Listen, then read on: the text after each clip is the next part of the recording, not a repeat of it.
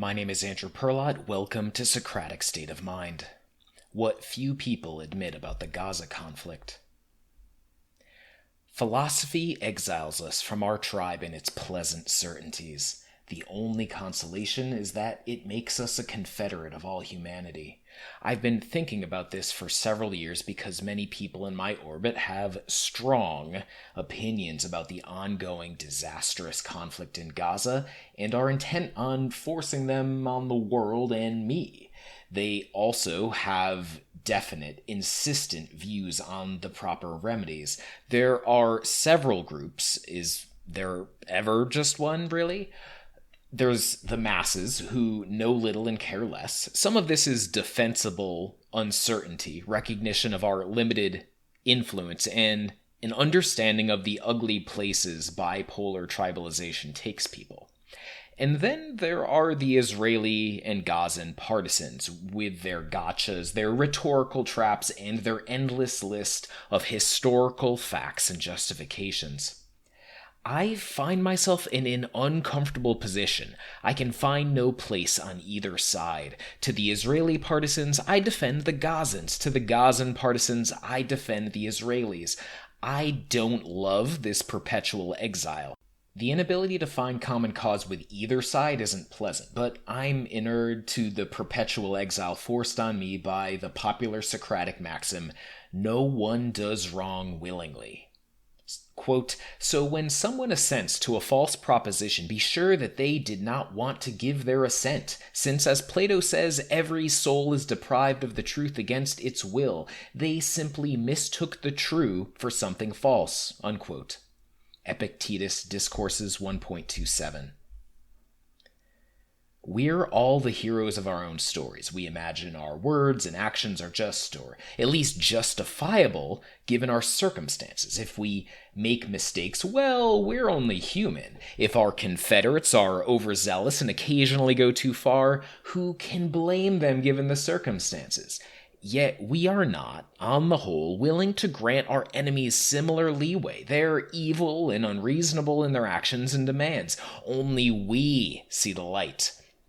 Socrates has a key insight here. If your enemies are evil, then compromise and understanding are impossible. If we're both merely deluded but acting reasonably given our skewed frame of reference and general ignorance, then we have something to work with. Steelman, the Middle East. Quote, "Whenever somebody wrongs you, ask yourself at once, what conception of good and evil led him to commit such a wrong? And when you have seen that, you will pity him and feel neither surprise nor anger." Unquote. Marcus Aurelius, Meditations 7.26. One of the most just things we can do is assume the uncomfortable position of our opponent, even if they seem warped and evil. Allow me to try. The Gazan. I was born into an open-air prison camp with limited education and no real economic opportunities. The highest legitimate position I can aspire to is mayor of the prison camp. I have limited agency, limited understanding of how my people arrived in this hell, and limited access to unbiased information. I suspect the opinions I hear that don't align with the Gazan cause are Israeli propaganda. I survive on a drip feed of humanitarian aid. My loved ones and fellow inmates are periodically mowed down by an overwhelming force that knows no reason nor mercy. I have little agency and no hope. The status quo will improve if I do nothing. The Israeli. I used to have sympathy for the Gazans, though they spat on our outstretched hand too many times to warrant much. But after they slaughtered and raped so many innocents on October 7th, 2023, that infamous day that will not be forgotten, what little sympathy I had is gone. Now I see the two-state solution is infeasible. They cannot be reasoned with. They cannot be peaceable neighbors. Relenting and granting them further autonomy will invite more abuse. The Christians abroad say turn the other cheek, but they do not offer theirs.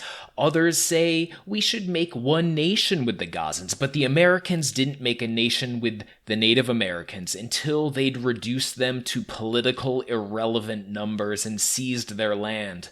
The Egyptians slaughtered and expelled their Jews in 1951, the Iraqis in 1949, the Moroccans in 1967.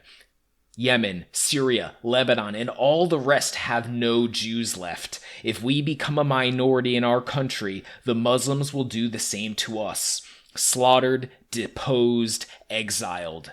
We must stand firm. It's that or oblivion.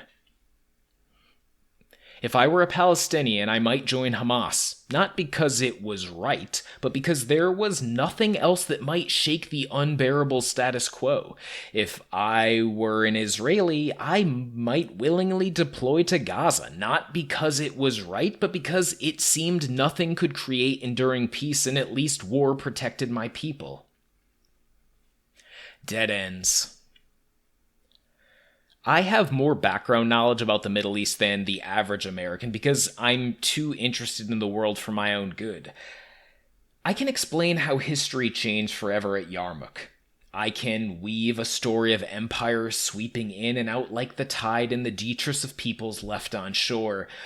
But we must recognize that any argument for justice, for a solution, beginning with the Babylonian captivity or requiring a lecture on the vagaries of Byzantine or Abbasid domestic policy, has already failed.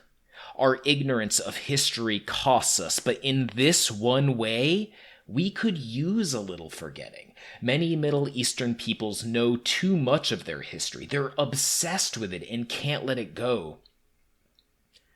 The many wrongs done to each side are usually real, but each reckoning is an eye for an eye approach to justice, sowing the seeds of a counterblow. If we insist on reasoning via history, our hands are tied. Only the status quo, genocide, or expulsion of one side or the other are viable options. We must give up the idea of totally balancing the scales to move the needle at all. Either that or we embrace something very dark. This doesn't mean there's no theoretically just solution that a wise sage could pick out for us and navigate us toward. After all, median is not necessarily virtuous, what is halfway between justice and injustice. Not a virtuous mean, but a moderate injustice. But we're probably not that sage, and the past's wrong are hazy and conflicted, and future outcomes are unknowable. If we want to do better, we must begin from where we are with a particular kind of talk that can pierce the veil of delusion we so easily get wrapped in. Talk that disarms. I've written about the book Nonviolent Communication, which taught me my only romantic superpower, and here I link to a previous article, and remains a valuable tool for any conflict I find myself in. It's too clunky for everyday communication, but it's a surprisingly powerful tool for finding understanding and common ground with an opponent.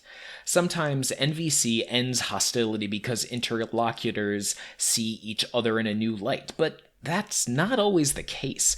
I once ended a conflict with NVC and nonetheless concluded my interlocutor was a loose cannon I preferred to avoid in future. But they were a loose cannon I understood, in which I'd reached an understanding with, and that can make all the difference. That particular loose cannon never bothered me again.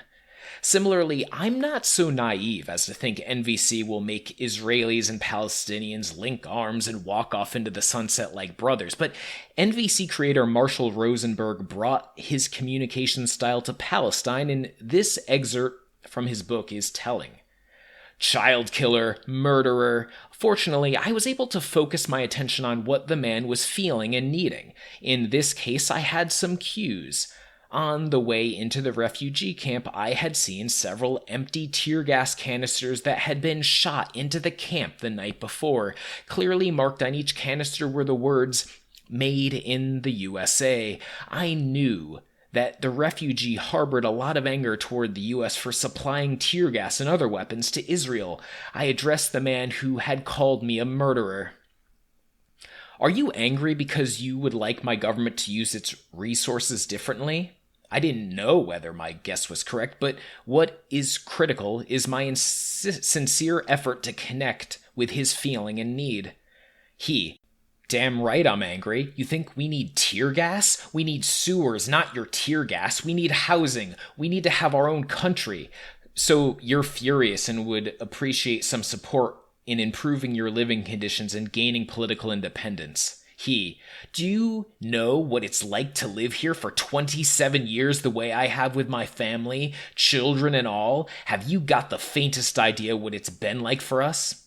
And so it goes on until calm is found in, quote, an hour later, the same man who had called me a murderer was inviting me to his home for a Ramadan dinner. My only claim is that a certain amount of vulnerability, of dropping our guard, of stating and hearing how an action makes us feel and react, which NVC facilitates, opens a space in which an accord might be forged. Solutions. There's near universal agreement that the status quo among Israelis and Palestinians isn't working. It was hard even before October 7, but the military conflict has made it truly ugly. The main actors can't see their way clear of it. But I think it's critical to understand that as recently as 2008, Israel and Palestine stood on the brink of something radically different than the status quo, for good or ill. They were a single Palestinian yes away from having two separate countries, a near total withdrawal of Israel from the West Bank, a land link to Gaza, and the old city of East Jerusalem under international control. Maybe it wouldn't have worked, but there's an alternate timeline in which a few outside actors leaned a little harder and promised a bit more support, and the course of the Middle East veered off in a different direction.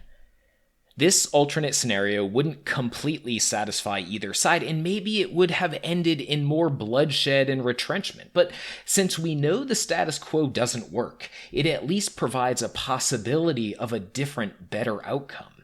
Maybe we'll never get back to that offer. Palestinian and Israeli hearts have hardened. Both sides are enraged and disgusted, and our polarized world and international partisanship has made compromise harder. But if we want anything other than genocide, expulsion, or the status quo, we need to start with this sort of dialogue. It won't immediately solve our problems. It may be a long and frustrating process, but if we believe in justice, then we're in it for the long game. I'm reminded of the man who asked the Stoic philosopher Epictetus about a conflict. Quote, I seek to know this, how, even if my brother is not reconciled to me, shall I maintain myself in a state conformable to nature? Nothing great, said Epictetus, is produced suddenly, since not even the grape or the fig is. If you say to me now that you want a fig, I will answer you that it requires time. Let it flower first, then put forth fruit, and then ripen. Epictetus, Discourses 1.15. And that's all we can do. Give communication space to flower. Be open to surprising breakthroughs and hope that down the road our seedling will bear fruit. Thanks for listening.